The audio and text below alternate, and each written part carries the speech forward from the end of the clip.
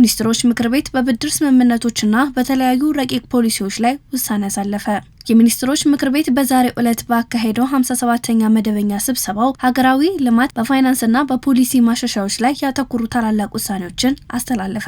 የጠቅላይ ሚኒስትር ጽህፈት ቤት ባወጣው መረጃ መሰረት ምክር ቤቱ በቅድሚያ ከዓለም አቀፍ የልማት ማህበራት ጋር ለተፈራረሙ 3 የብድር ስምምነቶች ይሁንታ ሰጥተዋል። እነዚህ ለፖሊሲ ማስፈጸሚያ፣ ለገጠር መሬት አያያዝና ለከተሞች የአየር ንብረት መቋቋም የሚውሉ ረቂቅ አዋጆች ሲሆኑ ብድር ስምምነቶቹ ለህዝብ ተወካዮች ምክር ቤት እንዲመሩ ተወስነዋል። በመቀጠልም የውሃና ኢነርጂ ሚኒስቴር ጨምሮ የተለያዩ ተቋማት የሚሰጣቸው አገልግሎቶች የክፍያ ተመን ለመወሰን በቅርቡ ረቂቅ ደንቦች ላይ ሰፊ ውይይት ካደረገ በኋላ ደንቦቹ በነጋሪት ጋዜጣ ታትመው እንዲወጡ በሙሉ ድምጽ አጽድቋል። በተጨማሪም የሀገሪቱን የልማት ፋይናንስና ማይክሮ ኢኮኖሚ ለማጠናከር የሚረዳውን የኒው ዲቨሎፕመንት ወይም የለውጥ ኢንቨስትመንት ባንክ ማቋቋሚያ ስምምነት አባል ረቂቅ አዋጅ መርምሮ ለህዝብ ተወካዮች ምክር ቤት እንዲተላለፍ ወስኗል። በመጨረሻም የዘርፎቹ ምርታማነት ተወዳዳሪነት ለማሳደግ በአዲስ መልክ የተዘጋጁት የኮንስትራክሽን ኢንዱስትሪና የከተማ ልማት ረቂቅ ፖሊሲዎች በጥልቅ የመረመረ ሲሆን ሁለቱም ታላላቅ ፖሊሲዎች ከዛሬ ዕለት ጀምሮ በስራ ላይ እንዲውሉ በሙሉ ድምጽ አጽድቋል።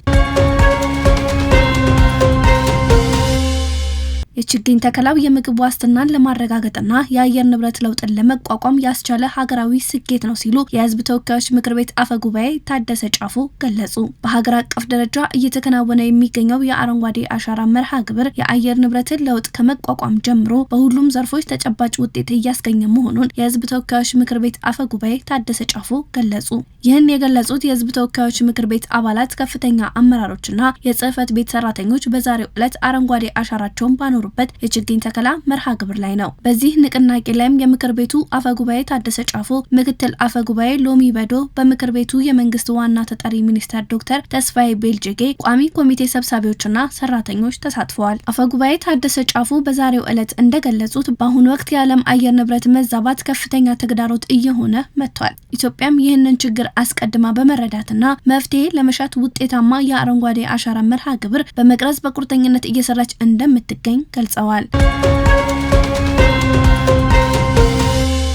በአዲስ አበባ የመኖሪያ ቤት ኪራይ ዋጋ መተመኛ ጥናት ቀረበ። በአዲስ አበባ ከተማ የመኖሪያ ቤት ኪራይ ዋጋን ሳይንሳዊና ምክንያታዊ በሆነ መንገድ ለመምራት የተከናወነ የመተመኛ ጥናት ቀርቦ በዛሬው ዕለት የፓናል ውይይት እየተካሄደ ይገኛል። የከተማ ቤቶች ልማትና አስተዳደር ቢሮ ኃላፊ ቅድስት ወልደ ጊዮርጊስ እንደገለጹት ጥናቱ በቤት ኪራይ ገበያ ላይ የሚስተዋሉ ህገወጥ አሰራሮችን ለመግታትና የኑሮን ጫናን ለመቀነስ ታስቦ የተዘጋጀ ነው ሲሉ የአዲሱ የዋጋ ትመና ጥናት አከራዮች የወቅቱን የኢኮኖሚ ሁኔታ ያገናዘበ ተከራዮችም ደግሞ ከገቢያቸው ጋር የተመጣጠነ ኪራይ በመክፈል በተደጋጋሚ ቤት ከመቀየር ስጋት እንዲላቀቁ ከማድረግም በላይ የህገ ወጥ ደላሎችን ጣልቃ ገብነት ያስቀራል ሲሉ ገልጸዋል። በአዲስ አበባ አመራርና አካዳሚ በተለያዩ ዩኒቨርሲቲ መምህራን የተጠናው የነዋሪውን የመክፈል አቅም ያገናዘበው ይህ ጥናት በቀጣዩ 2019 በጀት ዓመት መጀመሪያ ላይ በከተማዋ በይፋ ስራ ላይ እንደሚውል ተገልጿል ሲል ኤፍኤምሲ ዘግቧል። 2018 እና 2019 የምርት ዘመን የሚውል 20.9 ሚሊዮን ኩንታል የአፈር ማዳበሪያ ግዢ መፈጸሙን የግብርና ሚኒስቴር አስታወቀ።